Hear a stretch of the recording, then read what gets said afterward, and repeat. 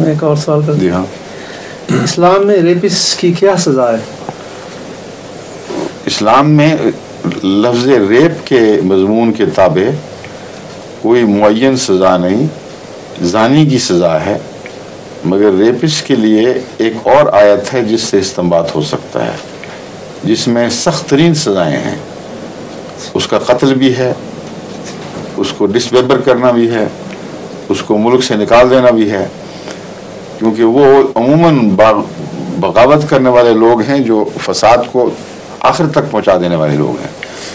उनका जिक्र करके किसी एक की तारीफ नहीं की गई, बल्कि अमूमी हुकूमत के लिए रास्ता खोल दिया है, वक्त की हुकूमत को इख्तियार दिया है कि जो इस किस्म के बदबातिन और खबीस लोग हों, जो अपने जुर्म में हद से बढ़ चुके हों, उनको वैसी ही सज़ा देनी चाहिए ताकि लोगों के लिए डिटरेंट बने।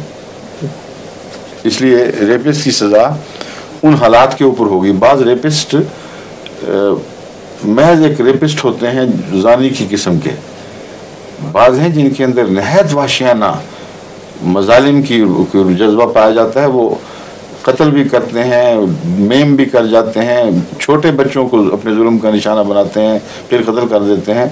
कत्ल ना भी करें तो अमलन कत्ल की तरह ही छोड़ जाते हैं। तो ऐसे रेपिस्ट की वो सज़ा तो नहीं हो सकती जैसे एक चोर की 10 साल के लिए कैद कर दो उसको। निहायत ही लगभग बात है, इसमें कोई इंसाफ ही नहीं है। ये